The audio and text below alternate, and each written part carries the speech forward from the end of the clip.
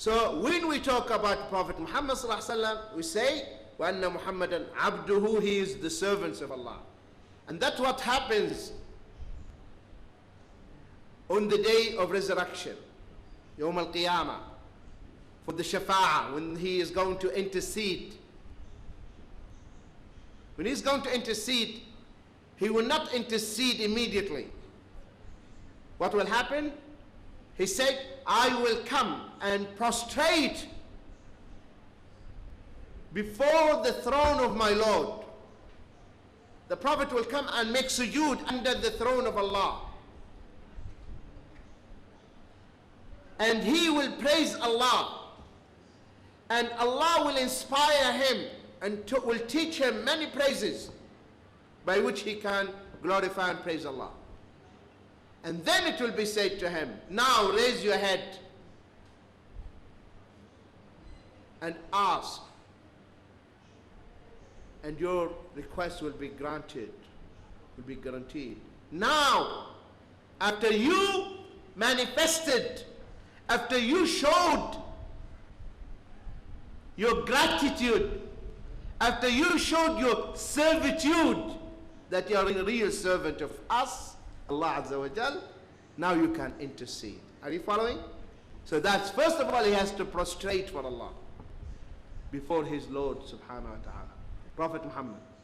Then and only then he will be entitled to intercede. Is this clear to you? This shows he's Abdullah, because we accepted him as the messenger of. Otherwise, we will be contradicting ourselves. I testify you are the messenger of Allah, but I will not follow what you are saying. See, it is a contradiction. How he is the messenger of Allah, and then you don't follow him, or you don't accept what he says? You contradict yourself. Are you following? As a matter of fact, you violate this testimony. If he is the messenger of Allah, then you have to believe him. That's why Abu Bakr as-Siddiq radiallahu anhu, when the Prophet ﷺ, he went on the night of Mi'raj, Isra and Mi'raj, he went to Jerusalem and then to heavens, to the seven heavens. When he came back, he told the mushriks in the morning that last night I went to Jerusalem and I came back. The mushriks could not believe and they started laughing. Say, what nonsense are you talking? What are you? Something happened to you. For us, when we go to Jerusalem, it will take at least 1 month. And you are saying last night you went and came back? Ha ha ha. And Abu Jahl found this is a chance for him to ridicule the Prophet ﷺ. So he passed. Abu Bakr was not present when the Prophet ﷺ mentioned this to the mushriks, to the pagans. He was not present. So he passed by Abu Bakr and said, oh Abu Bakr, did you hear what your friend told us today? He said, no. He said that he went last night to Jerusalem and came back. He said that? He said, yes. Then he told, Abu Bakr said to Abu Jahl, he told you the truth. Sadaq. I have no problem, he's the messenger of Allah. He made no problem, which is logical, rational answer. He said, Abu Bakr, you know, he tells me things more than that. When I am with him, seconds, he would tell me, Jibreel came and told me this, and I accepted within seconds. So what is the problem if he went to Jerusalem over one night? It's easy. Number one. Number two, he didn't tell you that he went by himself. Allah took him. That's why the Quran says, Subhanallah asra bi'abdihi. Glory be to him who took his servant. Allah took him. And he provided for him the barak, the winged horse. The winged horse. At speed like the speed of light. So fast. So what's the problem? What's the problem? Nothing. Allah took him. So the mushriks, You know, there is the question. They say, okay. You say that you are telling us that you went last night. Fine. Describe the masjid to us. We've been there and we know. So tell us. Describe the masjid, Masjid al-Aqsa. Tell us. The Prophet ﷺ, he went at night. And he was not expecting such a question to go there and count the windows and the doors. He went there and he tied the horse and he led all the prophets and he went to heaven. But what happened? Jibreel brought the masjid like that in front of him. The Masjid al-Aqsa was brought by Jibreel and the Prophet ﷺ was describing the masjid to them. Are you following? So he's the messenger of Allah. And the proofs for his messengership, many. This Quran is the proof. Quran is the proof.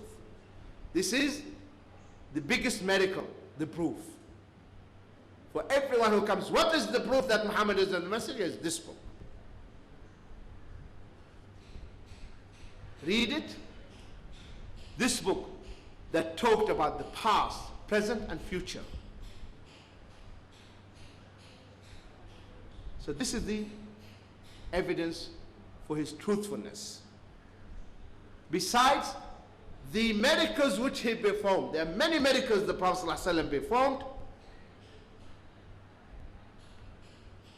and people witnessed and saw that, and this proved that he is the messenger of Allah Azza wa Jalla. Just mention one.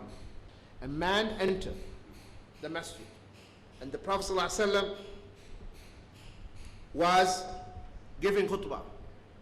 And the man said, "O Prophet of Allah, livestock," that means, the livestock means the sheep, the cows, the camels are dying because of drought. So ask Allah to send down rain. And the sky was clear. And the Prophet ﷺ, he raised his hands and he said, "Allahumma aghithna, Allahumma aghithna, Allahumma aghithna." Oh Allah, send rain upon us. And what happened? There was no single cloud. And all of a sudden, the whole sky was full of clouds. It started to rain. While the Prophet ﷺ on top of the pulpit, the minbar, giving the khutbah. And because the roof was made of wood, started to leak, and the drops of water, the droplets of rain were falling on his beard. And when he came down, his beard was always wet, almost wet with the rain. This proves what? He's the messenger of Allah. And the rain continued for 1 week. Hadith is authentic hadith. 1 week. The khutbah, the next week the man came, said, "O Prophet of Allah, our livestock are perished because of the rain. Our houses started to fall apart because they are made of mud. So ask Allah to hold it, to stop the rain." And the Prophet ﷺ again, he raised his hands. And he said, "Allahumma hawalayna wa la alayna. Allahumma ala al-akami wa al-dhirab wa manabat al-kala wal-ishb." He said, "Oh Allah, send the rain to the outskirts of Medina, around us, but not on us, around us." And he was doing like this. And he was moving his hand in the air, and the clouds were. His messengership, that he is the messenger of Allah, sallallahu alayhi wa sallam. So he's the messenger of Allah. So when he says something, we accept it. No hesitation, because he's the messenger of Allah. And I want you, my dear brothers and sisters, when you hear the hadith of the Prophet ﷺ, imagine yourself, you are in front of him and he is telling you. Will you listen or not? When you read his hadith, imagine you are in front of him and he tells you do this. Will you do it or not? Apply them. Follow them.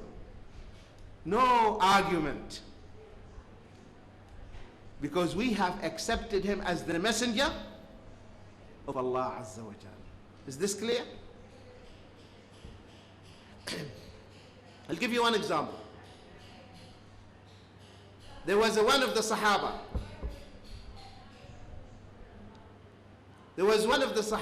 His name was Julaybib.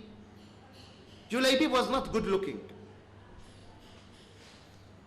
So the Prophet ﷺ told him, go to the